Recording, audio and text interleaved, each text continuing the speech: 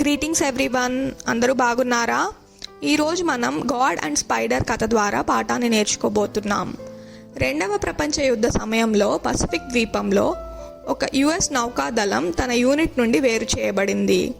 ఆ సమయంలో పోరాటం చాలా తీవ్రంగా ఉండేది. పొగ, ఎదుర్కాల్పుల్లో ఒక నౌకాదళ సైనికుడు తన సహచరులతో సంబంధాన్ని కోల్పోయాడు. ఆ సైనికుడు శత్రువుల నుండి తప్పించుకోవడానికి అడవిలో ఒంటరిగా ఓ అనువైన స్థలం కోసం వెతుకుతున్నాడు. అతనికి ఎత్తైన శిఖరంపై ఉన్న రాతిలో అనేక చిన్న గుహలు కనిపించాయి. త్వరగా ఒక గుహ లోపలికి వెళ్ళాడు.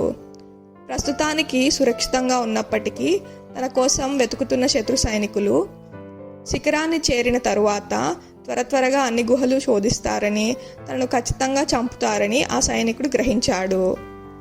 తనకు శత్రు సైనికులు తన వైపు వస్తున్నట్లు వినిపించింది. ఆ సమయంలో ఆ సైనికుడు దేవుడికి, ప్రభువా, ఇది నీ చిత్తం అయితే నన్ను రక్షించు, దయచేసి శత్రువుల నుండి నన్ను కాపాడు, నీ ప్రణాళిక ఏమైనప్పటికీ నేను నిన్ను ప్రేమిస్తున్నాను, నిన్ను విశ్వసిస్తాను, ఆమెన్ అని చిన్న ప్రార్థన చేశాడు. ప్రార్థన చేసిన తరువాత సైనికుడు నిశ్శబ్దంగా శత్రువు దగ్గరికి రావడం వింటూ ఉన్నాడు. ఆ సైనికుడికి అర్థమైపోయింది, శత్రువులు వచ్చేస్తున్నారు, ఇప్పుడు దేవుడు నాకు ఏమీ సహాయం చేయలేడు అని.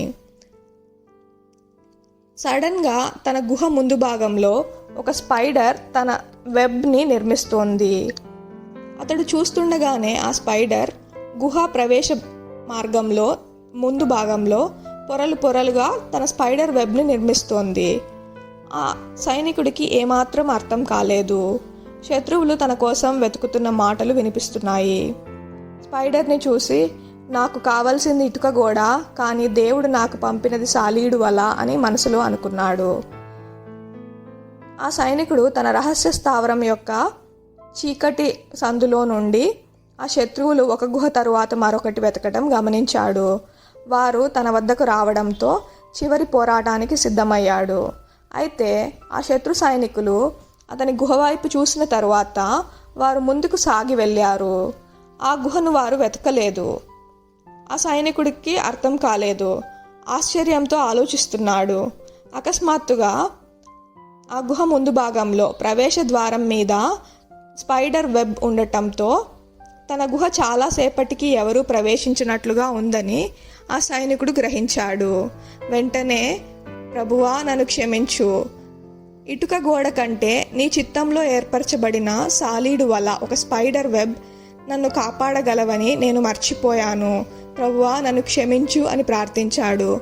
మనమందరం ఎన్నోసార్లు గొప్ప కష్టాలను ఎదుర్కొంటాం. అలాంటి సమయంలో చాలా సులభంగా దేవుడు మన జీవితంలో చేసిన అద్భుతాలను, మనకిచ్చిన విజయాలను మర్చిపోతాము. కొన్నిసార్లు చాలా ఆశ్చర్యకరమైన మార్గాల్లో దేవుడు నడిపిస్తాడు. అటువంటివన్నీ మనం మర్చిపోతాము. బైబిల్లోని నెహెమ్యా గ్రంథం 2వ అధ్యాయంలో గొప్ప నాయకుడైన నెహెమ్యా ఇశ్రాయేలు ప్రజలు యెరూషలేమును పునర్నిర్మించే పనిని ఎదుర్కొన్నప్పుడు దేవునిలో మనం విజయం సాధిస్తాము అని చెబుతారు. మనం కూడా ఈ స్పైడర్ వెబ్ లాగా మన జీవితంలో మనకు ఏం జరిగినా దేవునిపై విశ్వాసం ఉంచి ప్రార్థన చేస్తే ఆశ్చర్యకరంగా దీవెనలు పొందుతాము. Thank you for watching. ఈ స్టోరీ కనుక మీకు నచ్చినట్లయితే లైక్ చేయండి, ఇతరులకు షేర్ చేయండి. Please subscribe to this channel. మళ్ళీ ఇంకో స్టోరీతో కలుద్దాం.